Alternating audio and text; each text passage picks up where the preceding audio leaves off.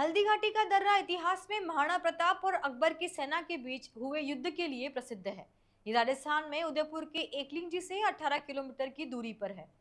ये अरावली पर्वत श्रृंखला में खमनोर एवं बलीचा गांव के मध्य एक दर्रा है। ये राजसमंद और पाली जिलों को जोड़ता है। इसका नाम हल्दी घाटी इसीलिए पड़ा क्योंकि यहाँ की मिट्टी हल्दी जैसी पीली है। इसे राती घाटी भी कहते हैं। हल्दी घाटी में महाराणा प्रताप का शौर्य और पराक्रम मुगलों की सेना ने देखा था। महाराणा प्रताप ने मुगल शासक अकबर की गुलामी न सही और मुगलों की सेना पर वर्ष 1576 में टूट पड़े थे। यही प्रताप के घोड़े चेतक की स्वामी भक्ति देखी गई थी। आज भी हल्दी घाटी के दर्रे को लोग पूजते हैं। साथ ही महाराणा प्रताप के इतिहास को जानने के लिए बड़ी संख्या में पर्यटक यहाँ पहुंचते हैं। हल्दी घाटी के बारे में बात करते हैं स्थानीय निवासियों से, आइए सुनते हैं। हल्दी घाटी और महाराणा प्रताप ये नाम आपस में जुड़े हुए हैं क्योंकि हल्दी घाटी वो युद्ध था जिसकी वजह से महाराणा प्रताप विश्व प्रसिद्ध हुए और महाराणा प्रताप वो शख्सियत थे जिसकी वजह से आज पूरा मेवाड़ और पूरा भारत शौर्य और गर्व महसूस करता है। महाराणा प्रताप 18 जून 1576 को जो हल्दी घाटी के भीतर युद्ध लड़ा गया अकबर की सेना नायक मान सिंह के नेतृत्व में और महाराणा प्रताप के सेनापति हकीम खान सूरी और राणा पूंजा इनके नेतृत्व में घमासान युद्ध हुआ था।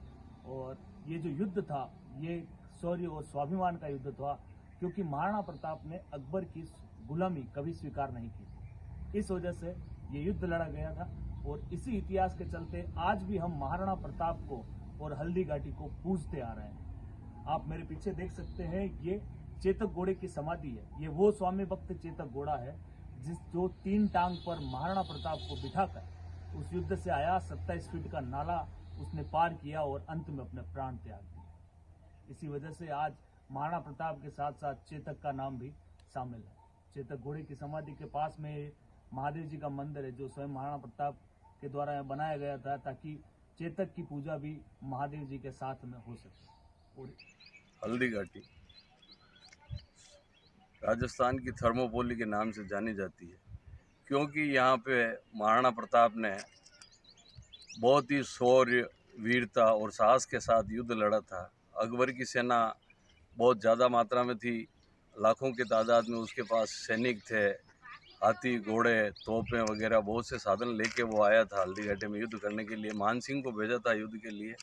महाराणा प्रताप ने गमितियों के सहारे जो बीलू राणा थे उनके सहयोग से उन्होंने हल्दी घाटी का युद्ध लड़ा और विजय भी प्राप्त की। महाराणा जी ने उसको वहाँ से उठाया और पास ही में एक महादेव का मंदिर है क्योंकि महाराणा प्रताप शिव भक्त थे, भी सेवा पूजा कौन करेगा, तो उन्होंने कहा कि हम करेंगे। तो उस हिसाब से उन्होंने ये गांव जो है हमारा ये भी नज़र पड़ी है, एक चेतक घोड़ा भी लगाया है और राष्ट्रीय स्मारक के नाम से रखा है, लेकिन अधूरा पड़ा हुआ है, वो काम भी पूरा नहीं हुआ।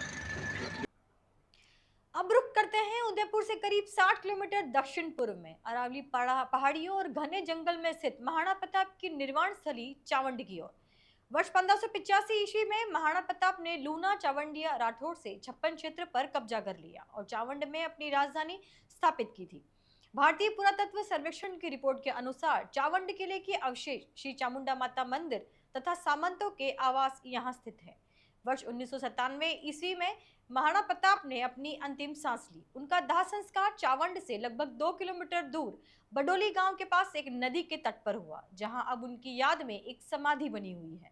स्थानीय लोग और समिति से जुड़े लोग लगातार मांग उठाते आए हैं कि चावंड का जिस प्रकार से विकास होना चाहिए था वह नहीं हुआ, इसे विकसित किया जाना चाहिए था। आइए चावंड की महाराणा प्रताप स्मारक समिति के महामंत्री मनोज व्यास से बात करते हैं कि वे चावंड के बारे में क्या कहते हैं।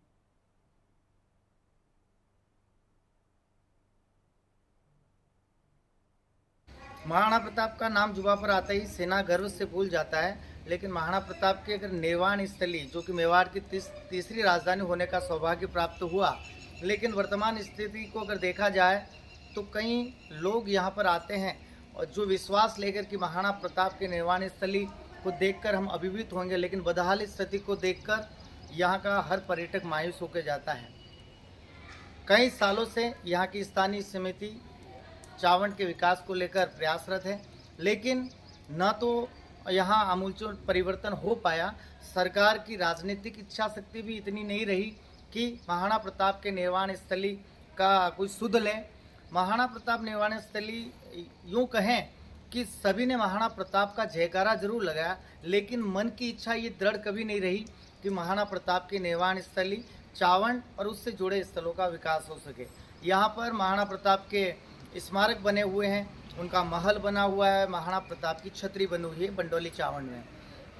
ऐसे में हम स्मारक की बात करें तो वो पर्यटन विभाग और आर्कियोलॉजी डिपार्टमेंट के खातिर वहाँ पर भी विकास नहीं हो पा रहा है। और रही बात समाधि की, तो समाधि पर भी ज़मीन का जो टेक्निकल इश्यू है उसकी वजह से आज भी वहाँ पर बदहाल स्थिति है। हम सरकार से मांग करते हैं कि महाराणा प्रताप के निर्वाण स्थली का सुध लें। हालांकि ऐसा नहीं है, यहाँ की स्थानीय समिति है जो समय समय पर प्रयास कर रही है, लेकिन वो चौकीदार और यहाँ की सुरक्षा मात्र। लेकिन अगर यहाँ की स्थली को पर्यटन के रूप में बहुत बड़ा विकास किया जाए तो सरकार को पूरी तरह ध्यान देना होगा। हम पिछले कुछ सालों से यहाँ पर पैनोरमा को लेकर प्रयासरत हैं। वर्तमान सरकार में धरोहर और प्रोन्नति विभाग के ओंकार सिंह जी लखावत, जिनकी जरूर इस बार जिज्ञासा इतनी है कि यहाँ के स्थान का विकास करेंगे और उसको लेकर पैनोरमा को लेकर जो ज़मीन अलॉटमेंट का काम है वो पूरा हो चुका है। तो ऐसे में अब विश्वास हम ये जता सकते हैं कि निश्चित रूप से महाराणा प्रताप की निर्वाण स्थली का इस बार महाराणा प्रताप का नाम जुबा पर आता ही सेना गर्व से भूल जाता है। लेकिन महाराणा प्रताप की अगर निर्वाण स्थली, जो कि मेवाड़ की तीसरी राजधानी होने आज महाराणा प्रताप जयंती है। आज आपने हल्दी घाटी में महाराणा प्रताप के शौर्य को जाना, साथ ही जाना कि निर्वाण स्थली चावंड का क्या महत्व है। हल्दी घाटी में आज भी दर्रे की पूजा होती है। हल्दी घाटी की माटी को शुभ माना जाता है। आज भी शोभा यात्रा में हल्दी घाटी की माटी का तिलक सभी को लगाया गया और महाराणा प्रताप को नमन किया गया। इसी के साथ उदयपुर शहर, हल्दी घाटी और चावंड में विशेष आयोजन हुए।